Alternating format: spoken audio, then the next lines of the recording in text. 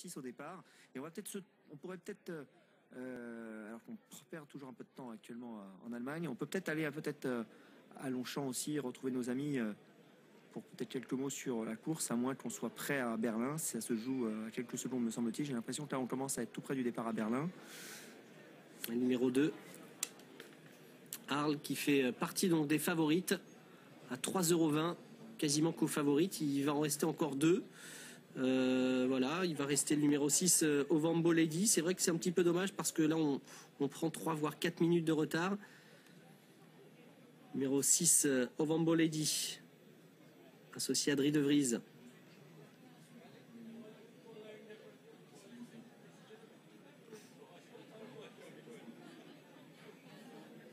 Allez, il va rester encore le numéro 10, Vejcel, que l'on aperçoit.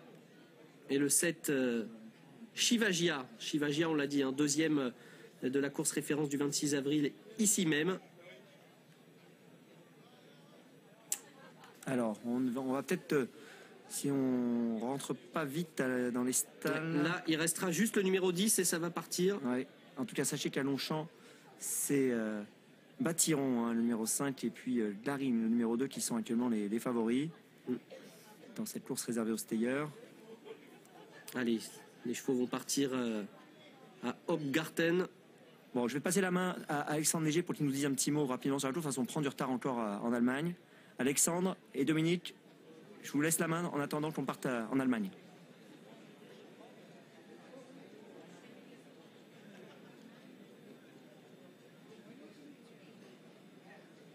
En fait, non. Bah, écoutez, on va donc partir en Allemagne.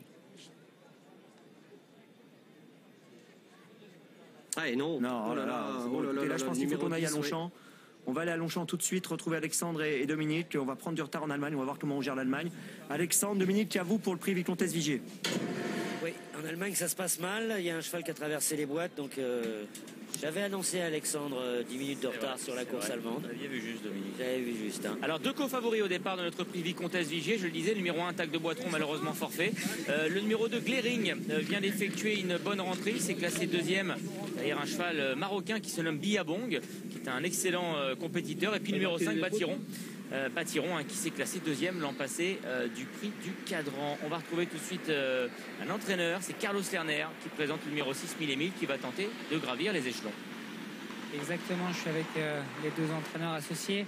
Dites-moi, Mille et Mille, c'est un pari, mais on ne sait pas trop où sont ses limites. De récupérer son poids de forme.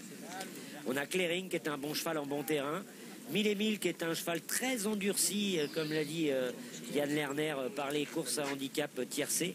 Maintenant, c'est des courses un peu tactiques. Il faut que Mille et Mille ne pense pas que ce soit un quintet, parce que les quintets vont beaucoup plus vite que ce genre de course et que Mille et Mille se mettent à tirer. Mais c'est sympa. Moi, il y a un cheval que j'aime bien en bon terrain dans ce genre de course pour au moins une place. C'est Kiki Blue. Oui, c'est vrai. Kiki Blue en bon terrain, c'est quasiment dans les 4 premiers à chaque fois. Dès que le terrain est souple, c'est une catastrophe. Mais quand il a du bon terrain comme aujourd'hui, il est capable de bien faire. C'est ce que m'a dit d'ailleurs Tony Clout dans l'onde de présentation il y a quelques instants. Vraiment, il faut faire très attention à Kiki Blue dans cette course grâce au terrain. Et moi, je l'ai senti vraiment confiant, Tony Clout. Et on se souviendra qu'elle s'était classée deuxième de Bâtiron dans le prix Gladiateur au mois de septembre dernier en bon terrain.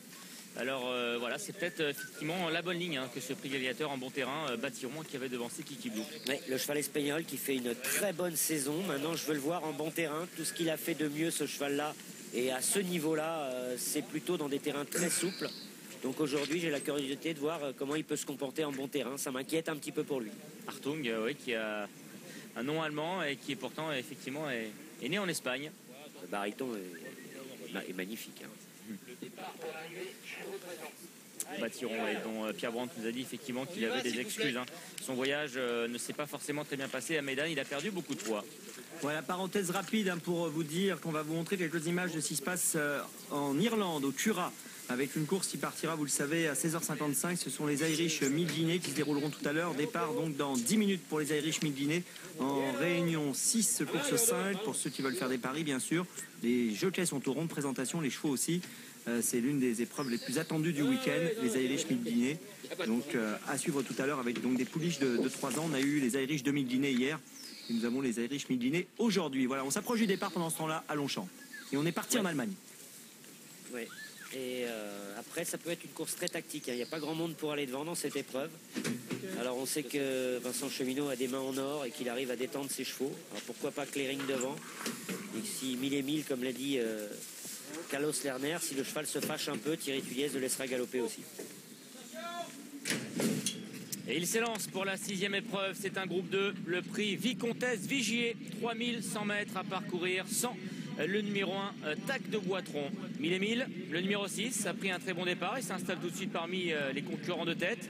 Bien parti également côté corde. La seule femelle du lot, c'est le numéro 7, Kiki Blue. Glering, le numéro 2 qui est à sa hauteur. Satanic Jim, le numéro 4. Vient au centre également. Et puis voilà maintenant l'un des favoris de l'épreuve, le numéro 5, Batiron, qui accélère pour venir se porter aux commandes de l'épreuve. Et ce, juste avant de négocier le premier tournant du parcours. Quant au numéro 3, Hartung, il patiente en dernière position. Le premier tournant, abordé donc en tête par le numéro 5, Batiron. Deuxième place pour le 2 Glering. 1000 et 1000, le numéro 6, vient en 3e position en épaisseur.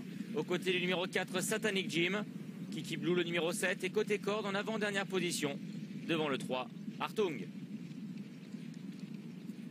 Batiron, le numéro 5, qui a toujours le meilleur. À 2 longueurs derrière se trouve le numéro 2 Glering. 1000 et 1000, le numéro 6 est toujours 3e. Devant le 7, Kiki Blue. Satanic Jim, le numéro 4, patientant à l'arrière. Devant le 3, Hartung. Deuxième du prix du cadran, Batiron, le numéro 5, qui a toujours les commandes et qui règle l'allure en tête de ce petit peloton. Glering, le numéro 2, est dans son sillage. Vient ensuite 1000 et 1000, le 6, accompagné à son intérieur par le 7, Kiki Blue. Satanic Jim, le numéro 4, patiente toujours en avant. Dernière position, confiée à Adrien Foissier. Satanic Jim qui commence d'ailleurs à se montrer quelque peu brillant. Et en dernière position, le 3, Hartung. Le passage derrière le petit bois. Les positions qui n'ont pas changé. Avec toujours Batiron qui contrôle l'épreuve. En deuxième position, le 2 Glering. Troisième place pour le nouveau venu à ce niveau de compétition, c'est le 6 1000 et 1000. Kiki Blue patiente le long de la corde.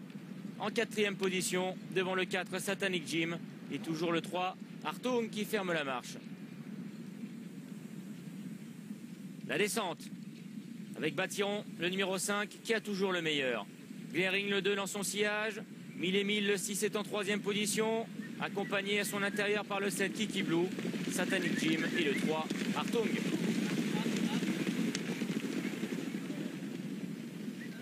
Batiron, qui a toujours le meilleur. Glering, le 2, est dans son sillage, devant 1000 et 1000, le numéro 6. Kiki Blue est toujours en 4e position. Le 4, Satanic Jim, venant à l'arrière-garde. Dernière position pour le 3, Hartung. Allure qui s'accélère progressivement. Avec Batiron, le numéro 5, qui a toujours le meilleur. Mais à son extérieur vient maintenant le numéro 2 Glering. 1000 et 1000 également, le numéro 6 qui vient en épaisseur. Devant Kiki Blue, le numéro 7, Satanic Jim et Hartung qui est toujours dernier. Dernière ligne droite. Batiron, le 5, qui tente de redémarrer sous l'attaque du numéro 2 Glering. Et 1000 et 1000 également, le numéro 6 maintenant qui vient à la hauteur des premiers.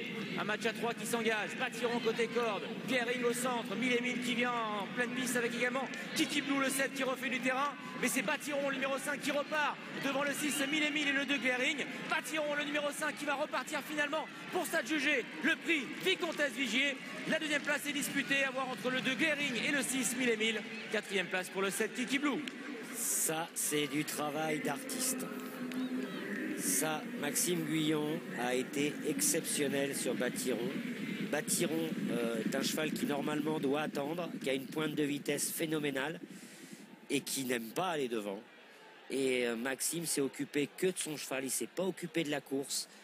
Il a monté vraiment une course formidable. J'adore voir ce genre de tactique employée par des grands jockeys comme ça. Et le 3 pour Maxime Guyon.